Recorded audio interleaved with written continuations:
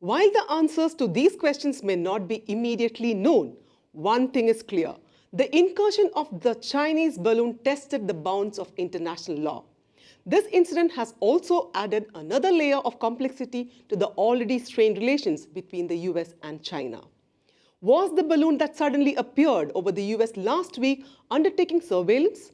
Or was it engaging in research, as China has claimed?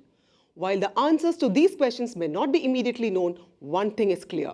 The incursion of the Chinese balloon tested the bounds of international law. US Secretary of State Antony Blinken's planned visit to Beijing has been postponed, and China has reacted to the shooting down of the balloon with diplomatic fury. Both sides have long disagreed over the presence of US warships in the South China Sea and Taiwan Strait, which China claims as its own waters and the US considers international waters. Will the air be the next realm to be contested by the two superpowers?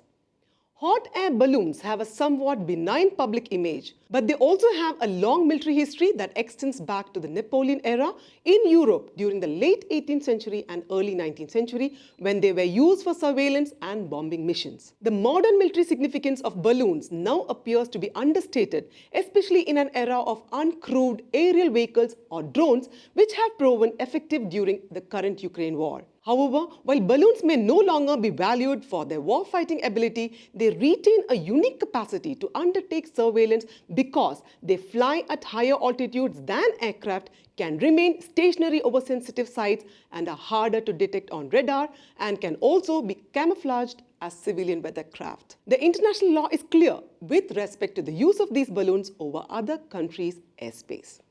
Every country has complete sovereignty and control over its waters extending 12 nautical miles, that is about 22 kilometers from its land territory. Every country likewise has complete and exclusive sovereignty over the airspace above its territory under international conventions. This means each country controls all access to its airspace, which includes both commercial and government aircraft.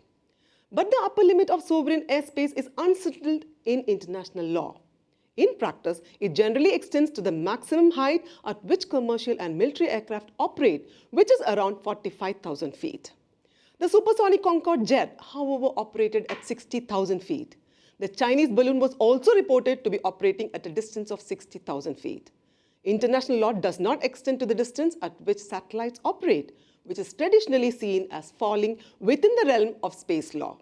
There are international legal frameworks in place that allows for permission to be sought to enter a country's airspace, such as the 1944 Chicago Convention on International Civil Aviation. The International Civil Aviation Organization has set an additional layer of rules on airspace access, including for hot air balloons, but it does not regulate military activities. The US also has its own Air Defense Identification Zone, a legacy of the Cold War. It requires all aircraft entering US airspace to identify themselves. Canada has its own complementary zone. During the height of Cold War tensions, the US would routinely scramble fighter jets in response to unauthorized Soviet incursions into airspace of US, especially in the Arctic.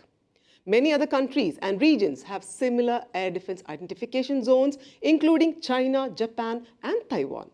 Taiwan, for instance, routinely scrambles fighter jets in response to unauthorized incursions of its airspace by Chinese aircrafts. So, given these clear international rules, the US was on very firm legal footing in its response to the Chinese balloon. Overflight could only have been undertaken with US permission, which was clearly not sought. China initially attempted to suggest the balloon malfunctioned and drifted into US airspace, claiming force majeure. If the balloon was autonomous, it would have been entirely dependent on wind patterns.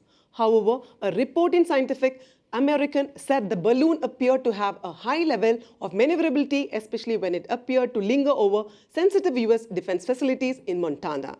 Washington displayed a lot of patience in dealing with the incursion. President Joe Biden authorized military jets to shoot down the balloon, but it took some days before that could be done safely without endangering lives on the ground. The balloon incident has clearly tested the Biden administration and the US response to China's growing military assertiveness. Similar events occur on a regular basis in the South China Sea, where the US Navy conducts freedom of navigation operations through Chinese-claimed waters. The US presence is vigorously challenged by the Chinese Navy. China has also responded aggressively to the presence of US reconnaissance planes over the South China Sea, raising the risk of an accident that could spark a wider conflict. What is remarkable about the balloon incident is China has asserted its physical presence well within America's sovereign borders. How both sides respond in the aftermath will determine whether China-US tensions worsen further and if we can expect potential future provocations between the two sides in the air as well as the seas. This is Anjana signing off. Do like and share this video. For further updates, subscribe to Come the Global.